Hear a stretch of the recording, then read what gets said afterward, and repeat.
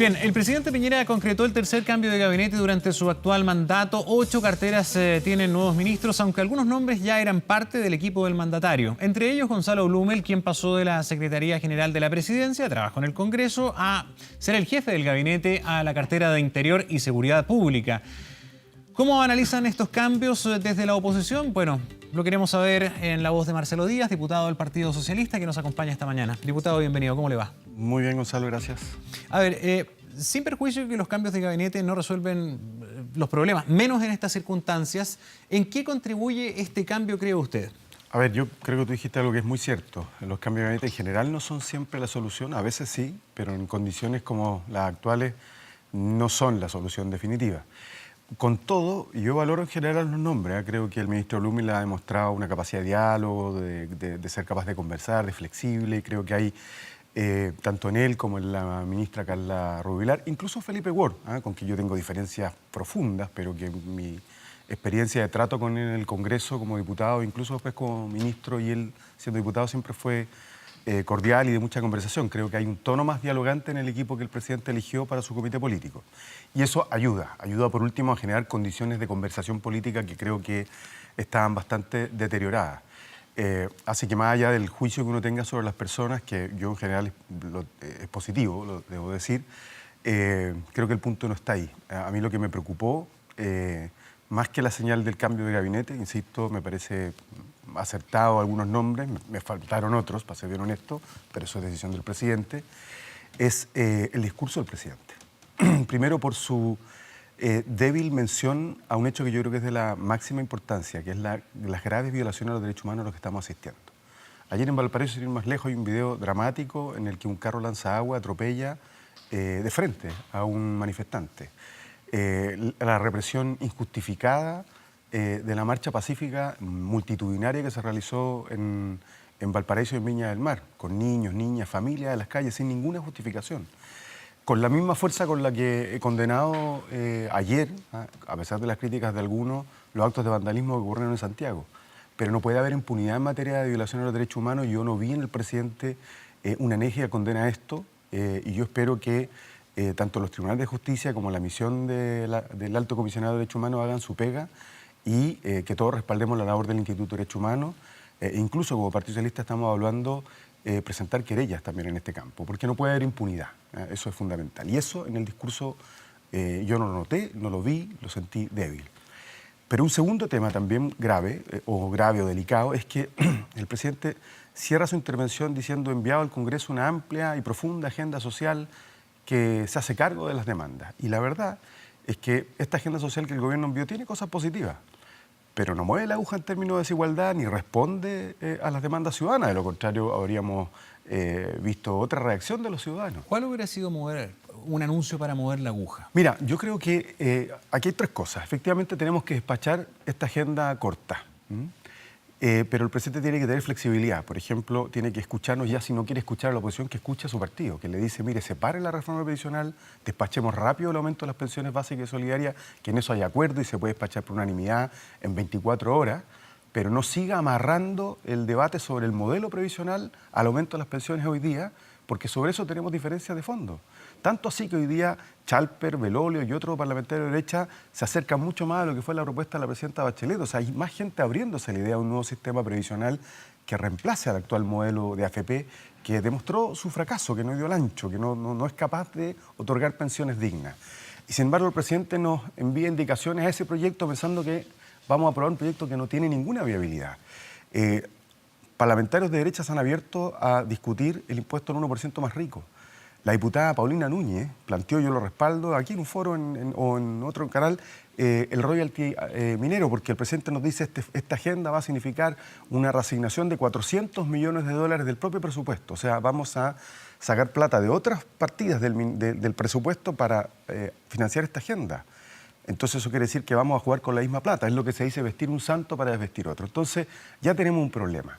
Entonces, ¿qué creo yo que hubiese sido una buena señal? Un anuncio de agendas de cambios más estructurales. Por ejemplo, en materia tributaria, abrirse al impuesto al 1% más rico, a un royalty, desechar de manera explícita, aunque no tiene ninguna viabilidad, la reintegración tributaria, ¿Has visto alguna señal en ese sentido de parte del nuevo ministro de Hacienda, quien ya ha dado algunas entrevistas, incluso estuvo acá anoche con Matías Sí, Delfín? no todavía, no todavía. Yo además recuerdo que él era firme partidario de la reintegración. ¿No descartó revisar Sí. el impuesto a las empresas? Sí, bueno, son señales, pero yo quiero que nosotros necesitamos ver que eso es efectivamente parte de la discusión. El tema de la reintegración todavía no hay una... No hay una señal. Lo que señal. sí es que uno habla con todos los parlamentarios y la presidenta Claudia ha sido categórica, que eso está muerto.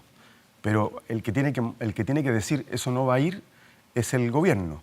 Porque es evidente, si el presidente dice, mire, esta agenda nos cuesta 400 millones de dólares y resulta que la reintegración significa recaudar menos de 900 millones de dólares, es absurdo, ¿no?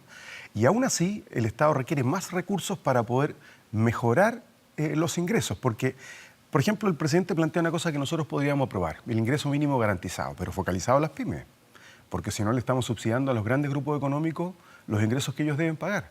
Pero entonces se obliga a revisar la ley del salario mínimo para aumentarlo, porque si no hacemos nada, va a aumentar en marzo 2,5%.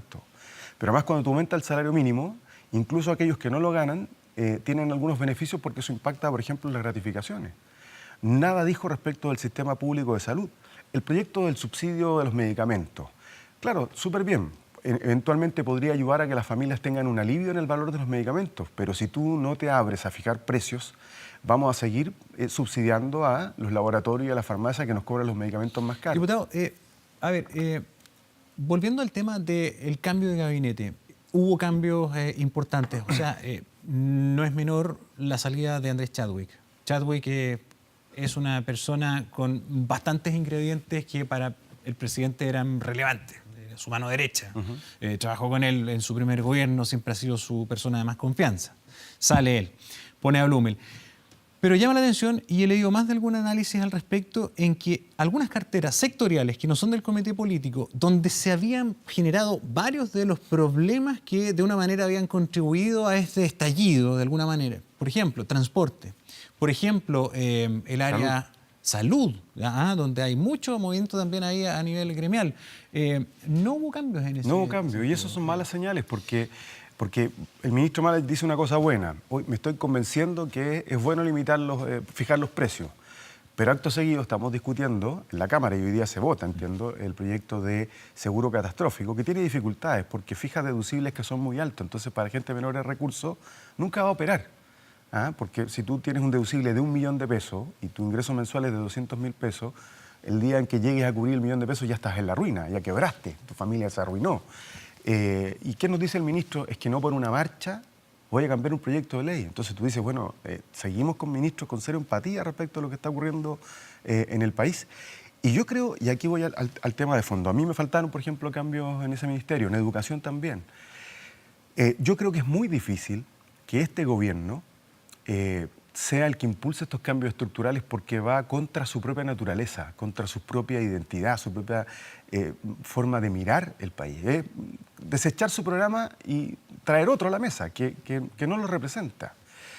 Entonces yo creo que el gobierno va a tener que ir avanzando en cambios más de fondo. ¿Cuán profundo?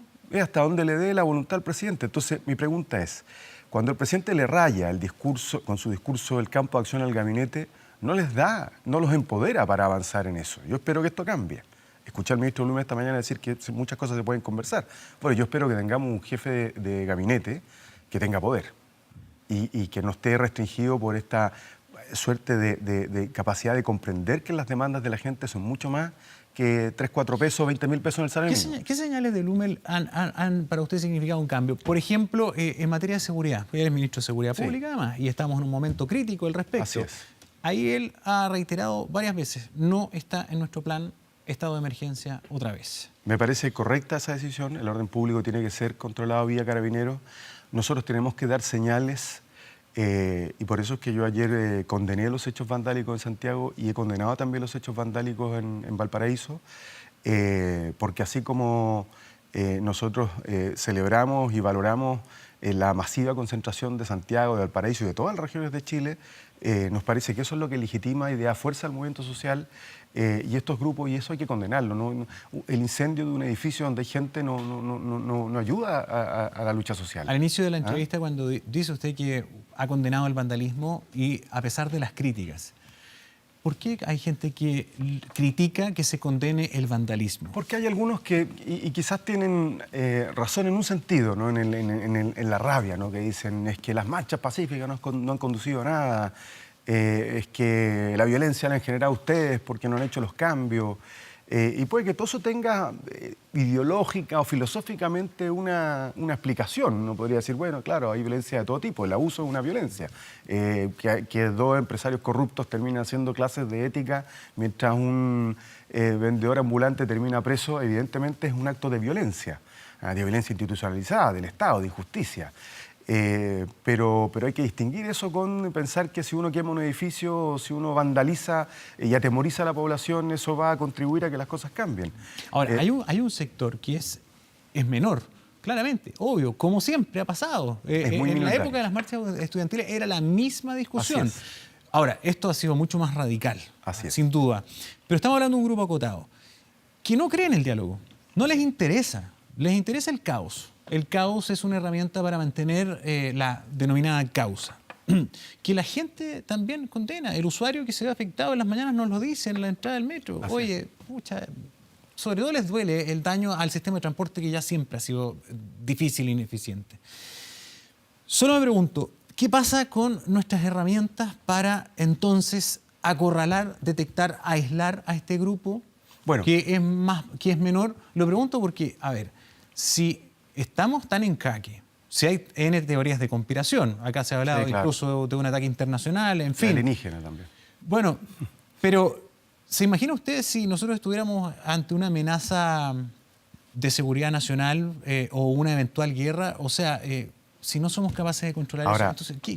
Ahí escuché al ministro, ¿estamos siendo injustos? No, estamos siendo, tenemos un estado precario en términos de inteligencia y ahí viene un debate más de fondo. Yo no me quiero alargar, pero quiero decir algo. El ministro Lumen le escuchaba esta mañana hablar de que tenemos un proyecto en el Senado que revisa nuestro sistema de inteligencia. ¿Cuánto tiempo lo vamos a tener?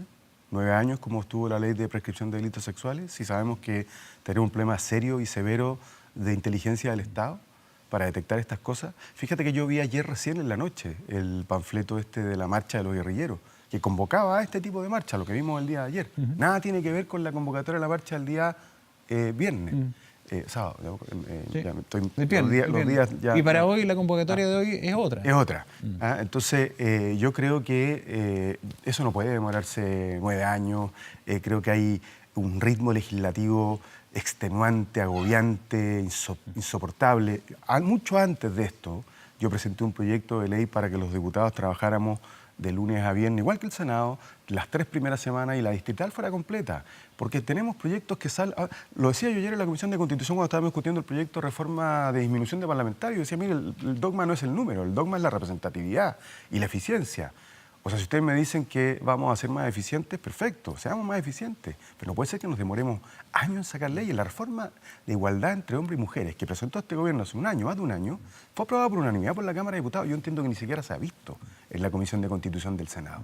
Y ahí hay miles de proyectos. Eso también ha generado mucho enojo. Genera, y además que dan la razón, porque cuando están bajo esta presión, no hay problema en quedarse hasta las tantas y hacer el despacho express, es como el feriado. Por supuesto. Cuando conviene, ningún problema. Cuando no conviene, escondamos la pelota, a ver cómo vamos, a ver qué me conviene a mí políticamente. O sea, bien mezquino. Es lo que yo digo, exactamente. Entonces, claro, todo permite que al final el juicio se hace tremendamente crítico. La ley de autismo, me han escrito mucho estos días por la ley de autismo, que también lleva 9 años o 7 años en el Congreso. Y yo le he respondido a la gente, sí, yo estoy de acuerdo, pero no sé si va a salir ahora.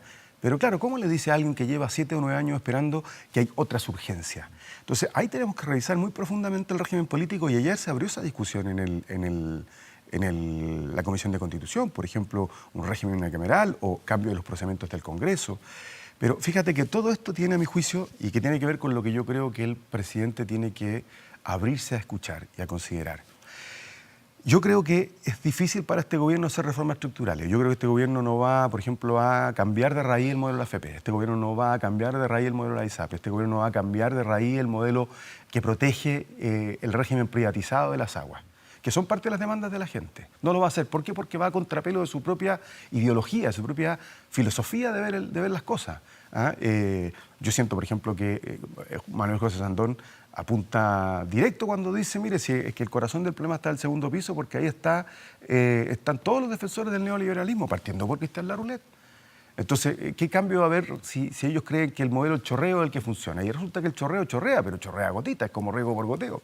Entonces, en 30 años, claro, hubo gente que salió de la pobreza, pero esa gente no tiene garantizado con el actual sistema que no va a volver a la pobreza. O sea, en el fondo ustedes le están pidiendo como oposición al gobierno que claudique de su programa, que abandone su idea. Es que aquí hay tres salidas.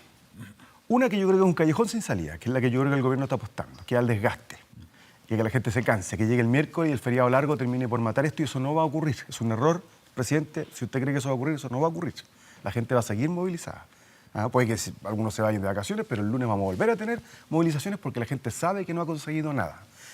Luego, segundo, que claudique y haga aquellas cosas en las que no cree. Y tercero, que es la que yo creo es más viable, y yo he escuchado y hay espacio en la Cámara incluso más transversal de reflexión respecto de esto, es que el presidente se abra a reformas más profundas, por ejemplo, a introducir mayor solidaridad en el sistema de AFP, y le dé un cauce institucional a lo que los ciudadanos nos están demandando, porque todos dijimos que este Congreso iba a ser más legítimo porque era elegido con un nuevo sistema electoral, con financiamiento público, sin financiamiento privado, con penas más elevadas para los que incumplen. Y resulta que también tenemos un problema de legitimidad. Entonces, cuando tú tienes una fractura del pacto social, y eso es lo que hay en Chile, la gente te demanda un nuevo pacto social, las democracias del pacto social lo fundan en un instrumento que es la Constitución. Entonces yo creo, y hoy día lo empezamos a discutir en la Comisión de Constitución, vamos a retomar el proyecto de la presidenta Bachelet, acuerdo unánime de la Comisión, no sé si todos van a estar de acuerdo en el contenido, para que el presidente deje a Blumel como jefe de gobierno y le dé poder y atribuciones para negociar con la oposición que tiene mayoría una agenda un poco más profunda, que se haga cargo del drama cotidiano de las familias para llegar a fin de mes, de resolver las brechas en salud, de mejorar el sistema de pensiones y de hacer cambios profundos, pero que convoque un plebiscito para habilitar una asamblea constituyente serena, sensata. Yo no tengo en la cabeza la asamblea constituyente de Chávez ni de Maduro. Estoy pensando en Finlandia, estoy pensando en Islandia, estoy pensando en Francia, estoy pensando en Colombia, estoy pensando en España, que se dotaron de asambleas constituyentes que fueron capaces de discutir serena y sensatamente en tiempo agotado ese pacto social. ¿Y todos los sectores están en la misma expectativa de discutir serena y sensatamente? También los que hoy día dicen renuncia a Piñera, señalando, por ejemplo, Pamela Giles ayer decía, es lo que la gente pide y nosotros tenemos el deber moral de acusar constitucionalmente al presidente. La oposición tiene un acuerdo sobre el plebiscito para una asamblea constituyente.